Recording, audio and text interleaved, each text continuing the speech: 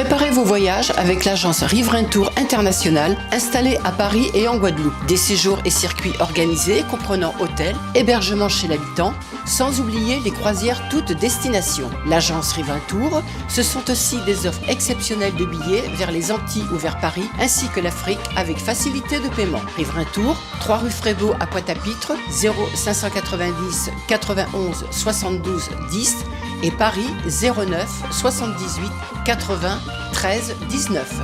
À Paris comme en Guadeloupe, l'équipe Riverain Tour sera toujours à votre écoute. Guadeloupe, actualité. Notez que l'audience de Monsieur Thierry Lambert prévue ce matin est reportée au 8 janvier prochain. Son avocate étant actuellement hors du territoire, le tribunal a statué en faveur d'un renvoi. La procédure engagée par ses ex-locataires, Monsieur Melon et Madame Muguet, vise à leur permettre de récupérer une partie de leurs effets personnels restés dans le logement à Lamentin.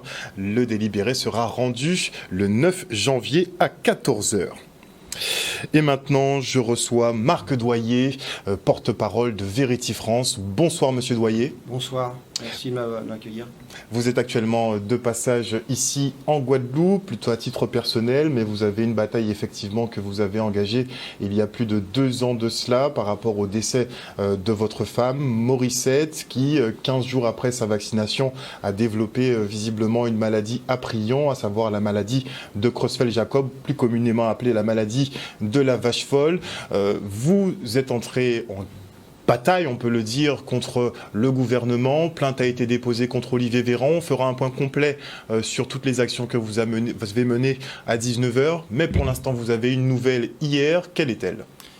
Écoutez, alors déjà tout d'abord, je voulais vous dire ma joie d'être ici en Guadeloupe, parce que sur cette terre de résistants, parce que vous avez été un exemple vraiment pour beaucoup de gens en métropole. Malheureusement, beaucoup n'ont pas eu votre courage, donc voilà, je voulais commencer par ça. Alors effectivement, il y a eu une expertise médicale qui a été ordonnée pour le dossier médical de mon épouse par le tribunal judiciaire de Paris. Première étape importante, c'est que le rapport, le juge a estimé que, compte tenu des éléments qui étaient fournis dans le dossier, c'est écrit dans l'expertise médicale, il était tout à fait envisageable que la maladie de mon épouse puisse venir du vaccin. Donc ça a déjà été une première étape importante il y a quelques semaines, quand on a découvert ça avec mon avocat qui est Maître Ludo. J'ai rencontré les experts. J'avoue que ça a été un moment difficile, parce que vous avez face à vous des gens qui sont pas vraiment humains. J'ai pas eu le sentiment d'avoir en face de moi deux hommes qui avaient en face d'eux quelqu'un qui avait perdu un être cher. On peut dire qu'ils gardent peut-être leur distance par rapport à l'affaire. Il reste des Oui, distance, mais vous savez, j'ai entendu par exemple, finalement, au bout de quelques minutes, on s'est entendu dire avec l'avocat, peut-être que vous êtes là 10 ans trop tôt, voyez, et puis suivi derrière d'éclats de rire des 2 personnes en face de moi. Donc là, je me suis dit, respire un grand coup, garde ton calme. Ils n'ont pas, en fait, ils sont déconnectés de la réalité, quoi, et de la souffrance qu'il peut y avoir dans les familles de victimes que je représente aujourd'hui, parce que c'est compliqué. La seconde étape, effectivement, hier, c'était important, alors que j'étais en Guadeloupe à 5h du matin, j'ai reçu un coup de téléphone de Maître Ludo, m'annonçant une première bonne nouvelle, puisqu'on a eu donc le pré-rapport d'expertise. Et dans ce pré-rapport d'expertise, en fait, les experts ont rédigé que, en fait, Pfizer connaissait ce risque de maladie de Creutzfeldt-Jakob lié au vaccin. Et donc ça continue d'aller dans le sens où ce que je dénonce moi depuis des mois, que finalement mon épouse, elle allait très bien 15 jours avant d'être vaccinée, et que d'un seul coup, ça s'est aggravé. Donc là, c'est reconnu. C'est-à-dire que les experts ont reconnu que Pfizer avait reconnu que la maladie de Creutzfeldt-Jakob était une des maladies possibles développées par le vaccin. Il y en a d'autres. Il y a Guillain-Barré, il y a sclérose en plaques, la maladie de Charcot, une maladie terrible. J'ai eu il y a quelques jours un témoignage d'une famille où une dame est en train d'avoir cette terrible maladie, et pareil, toujours après la vaccination. Donc moi, mon combat, vous savez, en fait, avant toute chose, j'ai voulu démontrer que dans mon quotidien d'accompagnant de personnes touchées par ces effets secondaires, il n'y avait pas que ce fameux bénéfice-risque, c'est-à-dire que tout de suite, on nous a dit oui, c'est le bénéfice-risque. Alors vous savez, c'est comme vous dire, bah, vous n'avez pas de chance, mais finalement, vous allez mourir, mais grâce à vous, d'autres vont vivre. C'est inacceptable, ça. Donc voilà. Donc maintenant, la prochaine étape, c'est important parce que là, déjà, il y a une reconnaissance. C'est-à-dire qu'on ne s'attendait pas à ça avec l'avocat. C'est-à-dire que là, l'avocat, pour prendre ces termes, il est ravi parce qu'effectivement, ce que les experts ont écrit, c'est très important. C'est-à-dire que maintenant, on ne peut plus nous dire « non, vous êtes le méchant complotiste », comme l'avait déclaré Olivier Véran à l'Assemblée nationale, en disant, ce qui est extrêmement grave d'ailleurs pour un ministre de la Santé, et en plus neurologue de son État, de dire « le vaccin ne donne pas la maladie Creutzfeldt-Jakob, il ne le donnera jamais ». Apparemment, des études scientifiques, beaucoup sortent des articles justement sur des études scientifiques qui démontreraient par A plus B qu'il n'y a aucun lien entre la vaccination effectivement et la maladie de Creutzfeldt-Jakob. Bah, en fait, si vous voulez, bien sûr, alors là où c'est embêtant, c'est que, vous voyez, par exemple, lors de cette expertise aussi, les experts devant moi m'ont informé qu'ils avaient fait des recherches et que sur l'année 2022, je crois, ils avaient trouvé 6 cas de Creutzfeldt-Jakob. Ce qui est très embêtant, c'est que moi, sur la même période, j'ai reçu environ une 50aine de témoignages de cas similaires à ma femme, tous après vaccination, je tiens à le préciser. Donc c'est une maladie, je rappelle, c'est 1,5 cas sur 1 million. Donc quand vous commencez à avoir ce genre de maladie qui se déclenche 15 jours après un nouvel événement, en l'occurrence une nouvelle vaccination, on ne peut plus se contenter de dire non, c'est pas possible. Surtout que, vous voyez, aujourd'hui, les mêmes qui vous disaient ce n'est pas possible, il y a un an, comme Delfrécy par exemple, vous disent bah, on s'est trompé. Donc je leur laisse le bénéfice du doute. Je pense que sur Creutzfeldt-Jakob, ils se sont aussi malheureusement trompés. Moi, j'ai répertorié, et ça a fait l'objet d'une étude par le professeur Luc Montagnier, 23 cas. Pour chaque cas, on a le dossier médical de chaque famille. Et tous les patients ont développé la maladie environ entre 10 et 15 jours après la vaccination. Donc ça, j'ai alerté à plusieurs reprises les autorités de santé. J'ai vu une représentante du ministre de la Santé il y a à peu près 3 semaines, à qui j'ai dit, j'ai à votre disposition ces cas. Parce que je l'ai alerté, je lui ai dit, vous savez, dans quelques années, vous ne pourrez pas dire, on ne savait pas, parce que j'aurais suffisamment quand même remué les choses pour que vous ne puissiez pas faire ce genre de réponse. Donc j'attends, une discussion est engagée. Entre-temps, malheureusement, il y a eu une nouvelle démission de ministre de la Santé, parce que visiblement, les ministres de la Santé, bah, ça tombe des arbres comme les fruits en ce moment, je ne sais pas pourquoi. Donc j'attends. Sur les 2 mandatures, on est à 7 ministres de la Santé qui ont déjà défilé. A priori, ils font une année, voire 2, mais pas plus. Bah, je pense qu'il faut arrêter maintenant de vouloir mettre les gens dans des cases de soi-disant complotistes. Il y a eu de très grands médecins, de très grands professeurs comme le professeur Montagnier. Moi, je l'ai rencontré, il s'est occupé de mon épouse. C'est l'un des premiers à avoir parlé d'ailleurs des maladies à prions qui seraient causées effectivement bien sûr. Par le Covid et le vaccin Covid. Bien sûr, bien sûr. Et en fait, si vous voulez, quand il a commencé à s'occuper de Morissette, 24 heures après, elle allait mieux. Et d'ailleurs, à tel point que quand je me trouvais devant les 2 experts, je leur ai dit, mais vous connaissez la forme que l'on connaît de la maladie de Creutzfeldt-Jakob, il n'y a pas d'amélioration possible. Et effectivement, là, ils ont déduit qu'il n'y a pas d'amélioration possible. Donc ce qui est important aujourd'hui, c'est que l'expertise aurait pu s'arrêter là. On aurait pu me donner une fin de non-recevoir, dire stop, c'est terminé, non, circuler, il n'y a rien à voir. Non, là, je suis heureux parce qu'effectivement, on a franchi une nouvelle étape. Et ce qui est important, c'est que les experts reconnaissent que Pfizer reconnaît que le risque existe. Mais un jour, vous savez, on viendra à étudier effectivement l'un des premiers rapports qui a été rédigé par Pfizer. Je suis sûr que beaucoup ne l'ont pas lu finalement, puisque beaucoup de nouvelles et de choses qu'on a apprises les 2 années précédentes étaient déjà inclus dans un des premiers rapports Pfizer. Je crois qu'il datait de 2021. Donc il y aura beaucoup de choses à redire dessus. En tout cas, on fera un débrief plus complet sur votre histoire et sur l'action que vous menez au sein de Vérity France. Ce sera dans le Focus à 19h.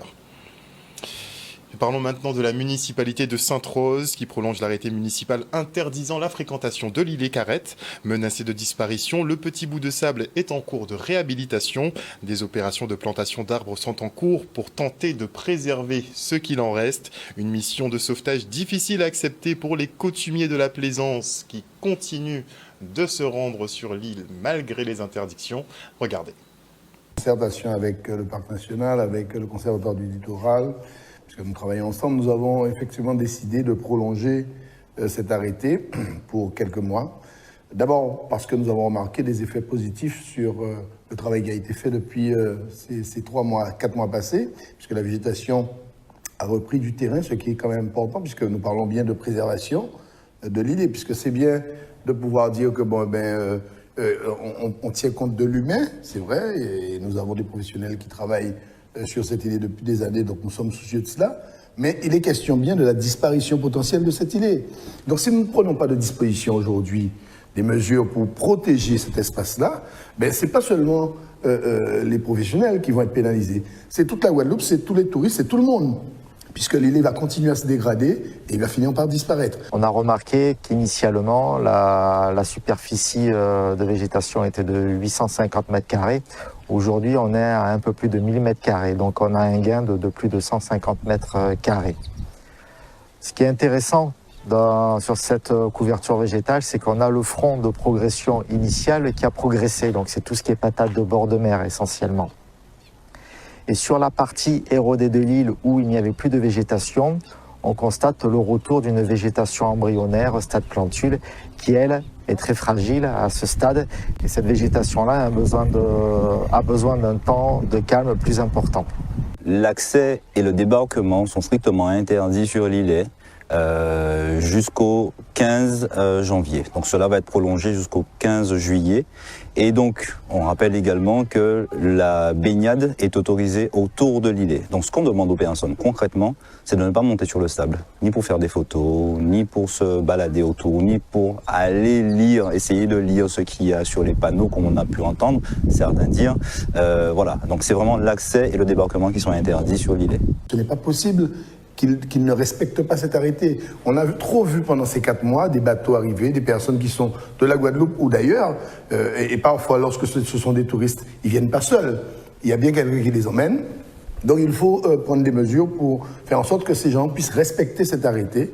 Donc nous réfléchissons à plusieurs dispositifs complémentaires. Nous devons aussi faire des propositions de voir s'il y a une possibilité d'ajouter des bouées supplémentaires, peut-être pour le mouillage des bateaux autour de l'îlet, puisque on peut toujours venir autour et prendre le bain, mais ne pas débarquer. Et puis à côté de cela, il y a des mesures expérimentales aussi qui pourront être envisagées, qui nécessitent des autorisations, comme des pontons flottants ou autres. Ça, c'est des choses qui sont en prévision. On fait toute une série de mesures pour protéger cette île. Et nous disons bien que l'idée, ce n'est pas de sanctionner quiconque, mais de protéger l'un des joyaux les plus magnifiques que nous avons dans cet archipel de Guadeloupe et qui doit pouvoir continuer à vivre pour les humains et pour les animaux et pour la faune. Essayez donc de faire preuve de patience avant qu'on se retrouve concombre sans graines. Et beaucoup de choses changent en ce début d'année, comme le Pôle emploi qui devient France Travail. Au-delà de la simple modification du nom et du logo, l'objectif du gouvernement est clair, à savoir atteindre le plein emploi grâce à cette agence. Et pour tenter d'y parvenir, France Travail renforcera ses collaborations avec ses partenaires que sont le Cap Emploi et la mission locale. On fait le point avec Fabrice Marie-Rose, directeur régional de France Travail Guadeloupe et Île-du-Nord. Effectivement, depuis le 1er janvier, donc, Pôle emploi est devenu France Travail. Nos missions évoluent, mais ce qu'il faut savoir, c'est que notre engagement reste le même. Évidemment, on est toujours là, à la fois pour les demandeurs d'emploi et pour les entreprises ici en Guadeloupe. Alors en termes de missions, il faut que l'on soit clair. Les missions restent les mêmes. On a toujours une mission d'accueil, d'information, d'accompagnement des demandeurs d'emploi, de conseil auprès des entreprises, d'assurer les recrutements pour les entreprises, d'assurer le versement de l'allocation chômage. Et effectivement, ce qui va être nouveau, c'est que nos missions vont être élargies, mais élargies au fur et à mesure. Parce qu'en fait, la réforme France Travail, c'est une réforme qui sera progressive. De maintenant, 1er janvier 2024, jusqu'à 2027. En fait, pourquoi ? Parce qu'en fait, ça va se faire avec le réseau, avec le terrain. Ça va se faire avec et par le terrain. Nous allons mener des expérimentations. ici, en Guadeloupe, pour voir ce qui fonctionne, ce qui sera généralisé, pour faire en sorte de trouver les solutions localement. C'est vraiment l'objet de cette réforme France Travail, c'est être en capacité d'articuler l'ensemble des acteurs, les missions locales, Cap Emploi, évidemment travailler comme nous le faisons déjà avec l'État, avec le président du conseil régional, le président du conseil départemental, et faire en sorte que l'ensemble des acteurs de l'emploi, de l'insertion et de la formation professionnelle, eh bien qu'ensemble, nous ayons une véritable force pour la population et pour accélérer le retour à l'emploi. Le reportage de Maxime Morel. Et la tendance végane s'invite partout, y compris dans vos galettes des rois. Être végane, c'est supprimer tous les aliments issus d'exploitation animale, comme la viande, le poisson, le lait, les œufs et même le miel. De quoi fortement réduire sa consommation de pâtisserie. Mais c'était sans compter l'ingéniosité des artisans qui ne cessent de trouver des produits pouvant se substituer aux ingrédients un peu plus traditionnels. Nous avons fait un tour du côté de VG Délices, le reportage.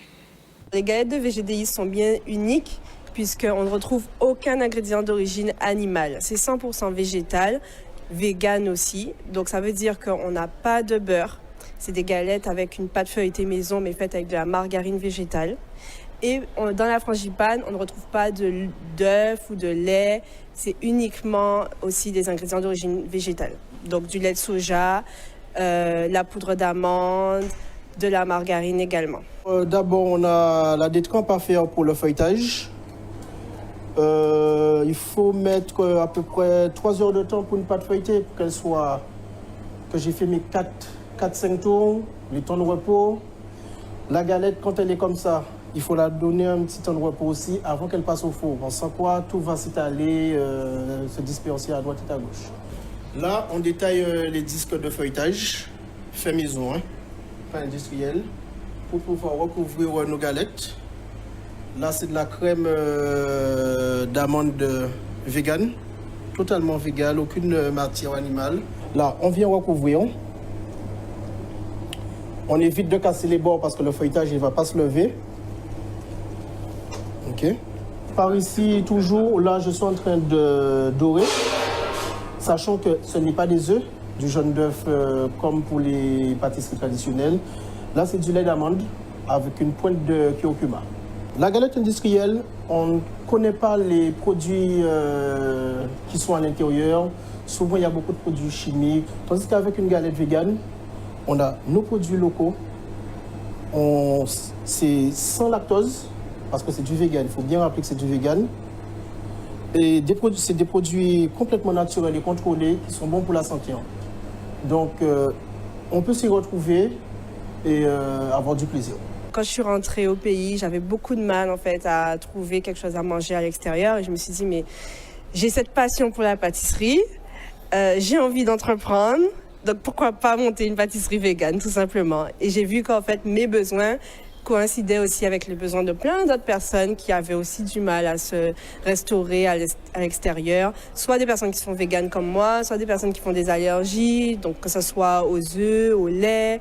On a aussi des options sans gluten. Et l'idée c'est d'offrir de la santé, de la gourmandise et aussi de promouvoir la bienveillance. Parce que du coup, qui dit vegan dit sans souffrance animale, respect de l'environnement. Donc on se fait du bien et on fait aussi du bien à notre environnement. Des images gourmandes signées Michel Depape. Et on part maintenant pour la présentation de l'EDF Entreprise Challenge. 10 sociétés du territoire s'affronteront pour cette première compétition de foot mixte. Les images de Maxime Morel. La compétition va se dérouler du mois de janvier jusqu'au mois de mai, donc fin mai pour les playoffs. Alors ça se déroule en match aller-retour, donc c'est des poules composées de 5 équipes. Donc match aller-retour, donc les équipes se rencontrent 2 fois sur la période. Et ensuite, c'est les 2 premières équipes de chaque poule qui sont qualifiées pour la phase finale, pour les playoffs, et qui peuvent se disputer le titre pour cette première édition de l'EDF Foot Entreprise Challenge. Vous savez qu'EDF est partenaire des Jeux Olympiques Paris 2024 et EDF est également partenaire de l'équipe de France de football depuis plusieurs années. Et à ce titre, à ce double titre, notre objectif c'est effectivement d'organiser une certaine émulation sportive autour du football sur l'ensemble des territoires et notamment ici en Guadeloupe. Nous avons donc fait appel à un maximum d'entreprises, 10 ont répondu pour participer à ce challenge, et donc qui va être organisé des mois de janvier au mois de mai 2024, en amont des Jeux Olympiques, de façon à créer cette émulation autour des valeurs, qui sont les valeurs de l'entreprise, et notamment les valeurs de mixité, puisque dans chacune des équipes, on impose qu'il y ait à minima une femme. Ça permet aussi de faire ressortir la mixité que la Ligue guadeloupéenne de football milite pour ça, et aussi bien entendu la cohésion sociale, la cohésion d'entreprise. C'est un bon challenge, je pense que ça va être très bien. C'est la cohésion entre collaborateurs d'une même entreprise, la cohésion entre des salariés d'autres entreprises qui peuvent se connaître, et puis la mixité qui est une valeur forte de la compétition, puisque l'obligation des équipes est d'avoir dans le rang une joueuse qui donne le piment au challenge. Et l'objectif, encore une fois, c'est pas d'être ni champion du monde de l'EDF Entreprise Challenge, mais de passer un bon moment avec ses collègues. Et effectivement, si y a victoire ou si y a performance, ce sera la cerise sur le gâteau. Nous, on est un CFA, donc ça veut dire un centre de formation pour les alternants. Et forcément, ça nous paraissait très intéressant pour eux déjà d'être en contact avec des entreprises, mais sur un autre vecteur, sur celui du sport, la convivialité, et plus forcément que sur le terrain justement professionnel, chercher un travail, etc., une alternance. Là, on s'est dit que c'était une très bonne initiative et de faire découvrir ce monde du travail, mais autrement. D'ailleurs, on invite les autres entreprises qui ne sont pas encore inscrites à s'inscrire. Mais c'est vraiment un beau challenge EDF en partenariat avec la Ligue guadeloupéenne de football. L'équipe de France de natation est actuellement en Guadeloupe pour préparer les championnats du monde de Doha. L'île offre des conditions optimales pour l'entraînement à cette compétition qui se tient du 2 au 18 février prochain. En débrief avec leur entraîneur Pierre Bonpierre. Alors on est là aujourd'hui parce que nous recevons l'équipe de France de natation qui est en pleine préparation pour les Jeux Olympiques 2024 de Paris. Et en fait, on le fait déjà à cette période-là parce qu'on a les championnats du monde à Doha début février. Donc on est là surtout en préparation pour ces championnats-là. Et on cherchait un endroit justement où il faisait quand même assez chaud et où la température de l'eau serait aux alentours de celle qu'il y aura aussi à Doha, qui risque de faire chaud, pour que les nageurs puissent déjà s'habituer à nager, à performer dans des eaux un peu plus chaudes que d'habitude. Nous, on est arrivés mardi dernier, donc après 10 jours de vacances, on avait fait une petite pause pour les fêtes de Noël et on a repris d'un coup de manière assez intensive. Donc il y en a qui préparent les championnats du monde. Nous, on a repris assez tôt pour bien se lancer dans l'année 2024 qui va être quand même assez intensif. C'est pour ça que nous avons conçu un bassin olympique qui est pratiquement achevé. C'est pour faire venir des nageurs de classe mondiale en Guadeloupe. Et c'est pour effectivement inciter les plus jeunes à venir à la natation et aussi avoir envie d'être champion comme ceux que nous recevons aujourd'hui. Écoutez, pour l'instant, tout va très bien. Les premiers jours ont été vraiment... L'accent a été mis un petit peu sur la récupération et essayer de digérer au maximum le décalage horaire. Et là, depuis mardi, on attaque vraiment un gros cycle de travail. Et pour l'instant, tout va bien, ils montent en puissance tout doucement, les nageurs, donc tout est bon. Franchement, ça fait du bien d'être là. On est bien mieux là qu'à Martigues pour ma part, donc, parce qu'il fait chaud, on est bien, les gens sont accueillants et puis la nourriture est super bonne. Et le cadre est quand même idyllique, quoi. Le bassin il est vraiment bien. Et on pensait que l'eau serait chaude, mais franchement, non, ça va, on est bien dans l'eau, donc ça fait plaisir d'être là, quoi. O-News Radio sur outremernews.fr.